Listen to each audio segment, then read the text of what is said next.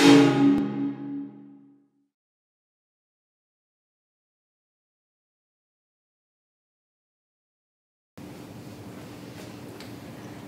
what I'm going to try and do, and I've shown this model many times to many classes of student and master students and goodness knows what, I'm going to try and run through my model of safety culture, where my head ended up at the end of my time within the university. And this is sort of a core element, starting with societal culture. Society has got norms about risk and what risks we're willing to accept, how we manage those risks. Society has expectations, and you cannot escape from that. And to some extent, those expectations create the organisational climate, the organisational culture. You know, what constitutes the organisation you're working in. Those organisations take those norms from the environment around them. And these organisations, let's face it, they have to take into consideration economic circumstances and national, international regulatory influences. So they're not immune from the economic state and other factors. But the point is, the organisational culture generates health and safety management practices. The organisational culture, if you like, it's about the values, the beliefs, the norms, the expectations that arise from the society in which that organisation is embedded. And that, comes together to give you some safety management practices. So you've got your policy, you've got how the organisation is set up for health and safety. Communication, how good is the communication? How frequent is the communication? What's the quality of the information communicated? Does the organisation audit itself? Does it bring in external auditors? Does it check and monitor that it's doing the right thing in the right way? And does the organisation invest in training, invest in development? So how the organisation disseminates those practices, this determines the safety climate. So does the workforce perceive that the supervisors, that the management enact those practices as set out? And there we see supervisor commitment and management commitment to safety. And that climate, how you perceive that, generates your attitudes, your safety attitudes, and your feelings, how you feel about safety. Are you satisfied that it's being done properly? Are you positive about your reporting behaviour? How do you perceive the risks? Do you have realistic perceptions of the risk? Do you get the workforce involved and learn lessons through them? And that in turn leads to what you decide to do, your behaviour. Do you take risks? Do you violate procedures? Are you compliant? Do you show citizenship? Do you help people? Do you support people? Do you report? Do you learn? These are all behaviours. And at the end of the day, all that feeds into whether you have lower rates of accidents, incidents, and near misses. Now you'll see, I have other little boxes in. Those values, beliefs, norms are set by the leaders of the organisation. I've said this is where the enactment is done by the leaders. This is where the reinforcement is done by the leaders. And the other aspect of this is, I've described it to you as a top-down, coming from the leadership down through the organisation, but it also works as a bottom-up, because I've got those arrows coming up as well. So that's what makes it complicated, and that's what makes it messy. You've got this two-way system, and it's not linear. No, you're going to have different levels at different parts of the organisation, and so on and so forth. But for me, that kind of just lays it out in, in a way that I can think about it a little bit more clearly. So I hope it helps you as well. So that's my model of safety culture. And this leads us to think, well, from the bottom up, the workforce are interpreting what is going on around health and safety, and do they feel involved in that process? And it also has this top-down approach, which is very functionalist. The leaders are setting the tone, they're setting the agenda, and so on. But you'll see from the diagram I've just shown that the safety climate is central to that. That's where it kind of meets, everything meets. At the end of the day, and this is going to move on to the next part of my talk, it's the leaders or the senior managers that set the vision and are the controlling mind. And I think maybe, you know, this maybe feeds into what Mark's going to cover in terms of where ultimately does the responsibility and accountability lie. So we've identified, as I say, that safety leadership is important at all levels. And most of the safety leadership research, and we have also done work on this in this area, has been focused at the supervisor and middle management levels. And there's various leadership models out there, and I suppose many of you, if you've done management courses or organizational psychology courses, will be familiar with all the different models we've got of leadership. Perhaps the most, influential leadership models currently are this transformational, transactional type of leadership. Your transactional manager is the one that does the contingent reward, rewards the certain behaviours or ignores bad behaviours or whatever. It's a reciprocal relationship and exchange between the leader and the member of the group. Transformational leaders go beyond that. They motivate, they inspire, they get buy-in, they generate enthusiasm. They have got very special characteristics. And in fact, what we find is that transactional leadership is actually pretty effective for good safety performance. But if you want to go beyond that, you're going to have transformational leaders. And the idea is, amongst some organizational psychologists, that you can actually train transformational leadership. So this transformational leadership, has become very, very influential. And there's a lot of research evidence out there looking at those leadership models and how they apply to supervisors and middle management. But what is interesting, as I say, when you look at the public inquiries, time after time, it's the senior managers, the leaders of the organization who are pinpointed as being, at the source of the problem, if you like. And according to my colleague, Professor Flynn, she thinks they are a neglected species. Very little work done with them, for obvious reasons. Very difficult to get hold of, not much time, very tricky. But that didn't stop us trying, because, as I say, if you look at all the public inquiries, Clapham Junction, Herald of Free Enterprise, Piper Alpha, BP Texas City, you've got need firm, positive, and sufficiently senior control. That was hidden on Clapham Junction.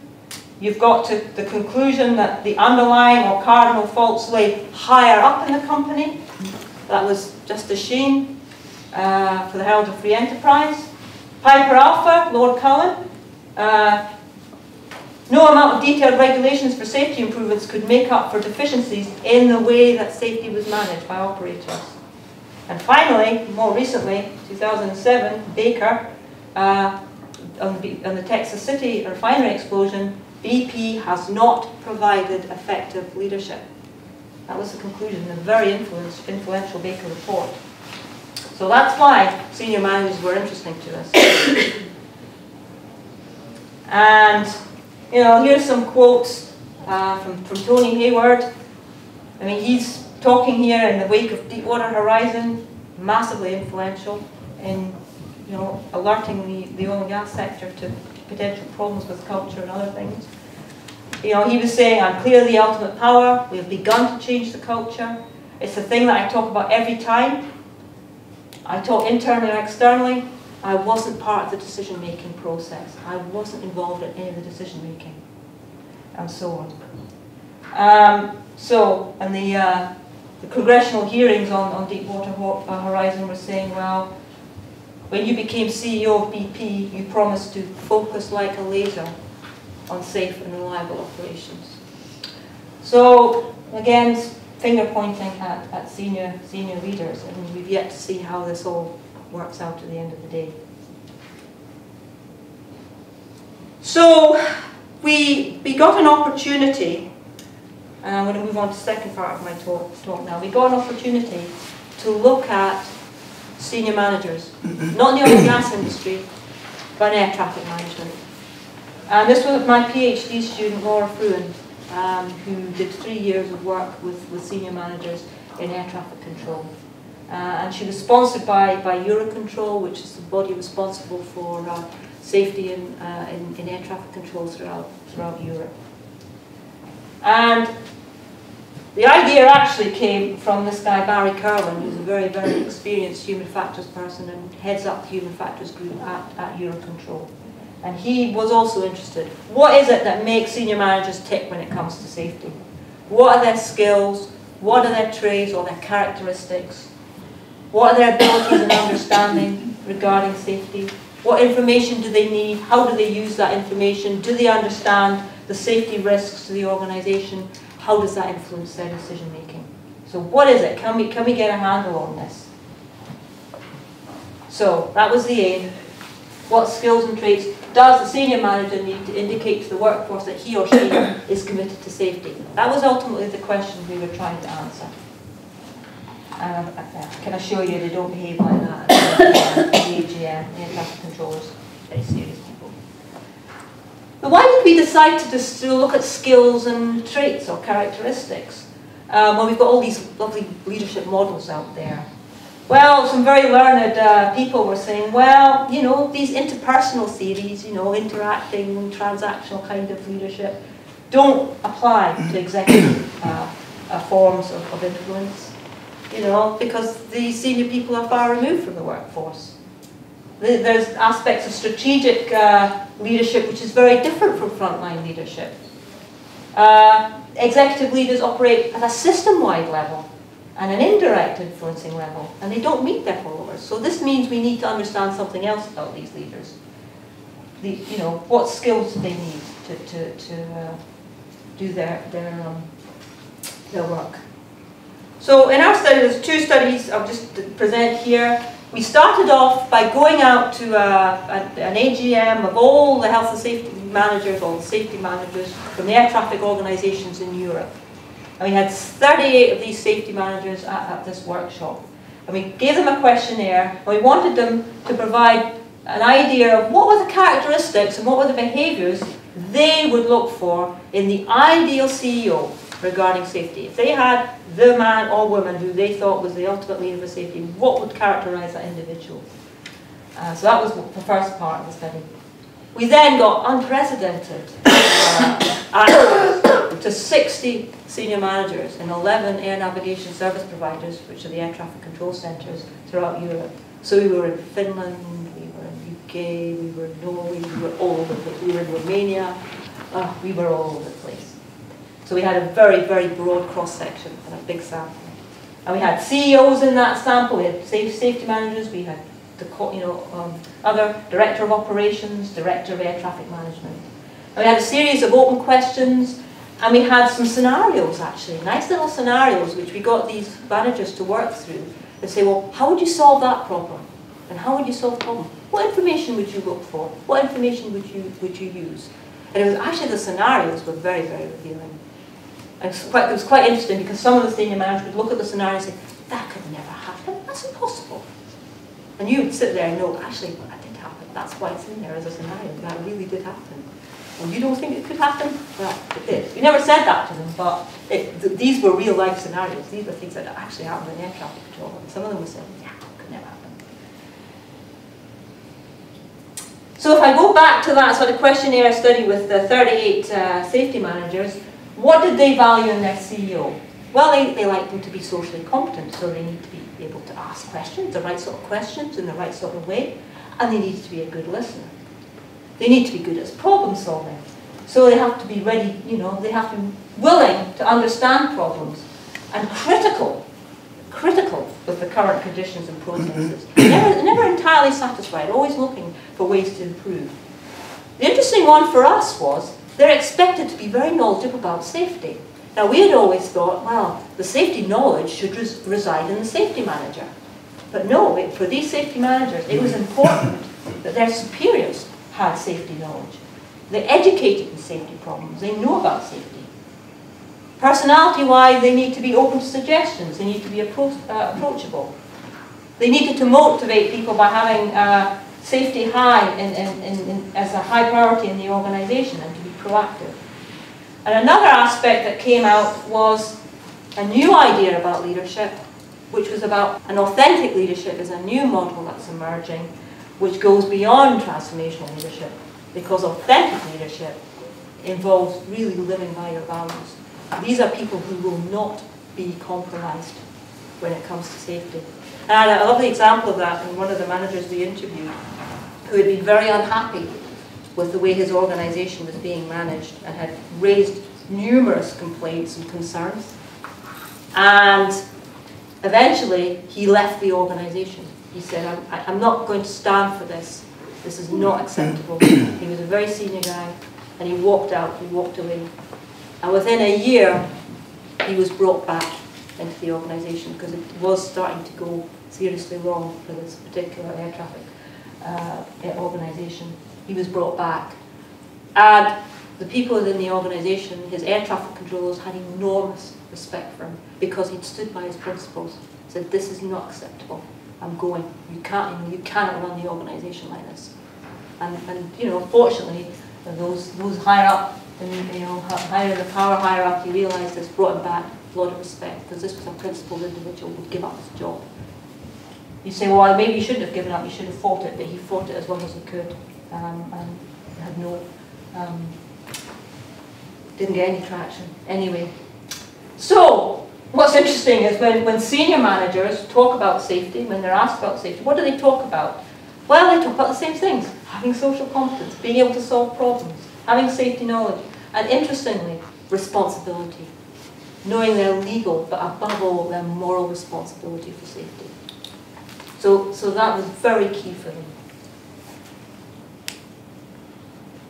But coming back to my role now in HSE, as an HSE inspector, HSE has recognised the importance of leadership. So it's important to encourage strong leadership in championing the importance of and a very common sense approach to health and safety in the workforce. There has to be accountability, taking ownership of risk, accepting responsibility for managing risk. You've got to drive cultural change by winning the hearts and minds of everybody, and I know that a lot of companies in the oil and gas sector are running hearts and minds programs to change the culture. And you change the corporate ethos so that safety and health as well, for that matter, becomes the way we do business around here. And that should also actually lead to better productivity too, in my opinion. So, questions you need to ask senior managers are, do you know your obligations and risks? Do you really understand those risks? Do you have a process that brings systems failure to your attention?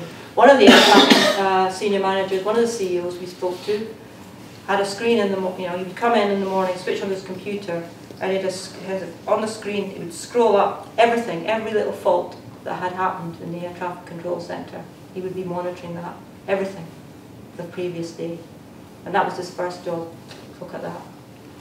So he knew where all the failures were, and he knew which ones needed attention there and now. Respond personally in a timely manner to systems failure, and independently verify from time to time. So keep checking, keep checking. Also spoke to a very senior person in the nuclear directorate in Sweden, and he said every year he would bring each of the managers in from all the nuclear power plants in Sweden, and he would ask them, how's it going?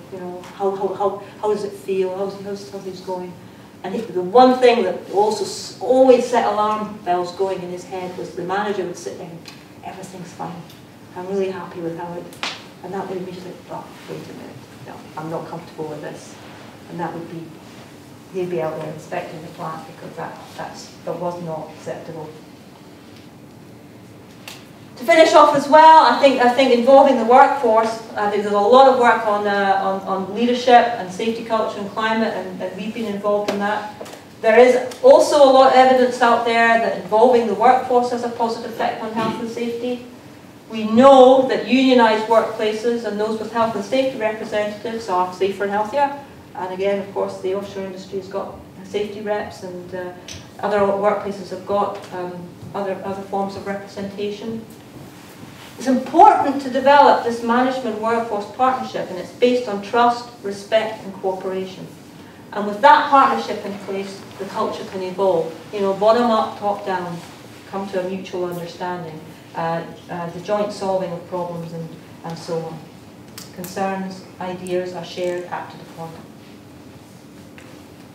One of the things you've got to ask yourself is that is requiring a culture change. And does the workforce have the necessary skills and competencies?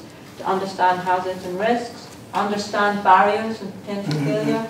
You communicate about concerns. That can be difficult, raising your concerns. Do they feel safe about raising concerns, or do they feel they might be victimised and identified as troublemakers if they raise concerns? So you need to equip people with the right sort of skills to deal with that. So, to conclude, safety, climate and culture do matter. The evidence base is well established between safety, climate and safety performance, whether that be behaviours or accidents and incidents. Safety culture relationship is more difficult to get a grasp of, disentangle, and there are issues about trust and blame and responsibility and accountability all tied up in that. Second set of conclusions, safety leadership does matter. There's a strong evidence base for the role of supervisors and middle managers influencing safety, climate and behaviour. But accident inquiries are highlighting the importance of senior management in setting the culture, because they're identified as a controlling mind. And we still need more research to understand how those managers exert their influence and get good results.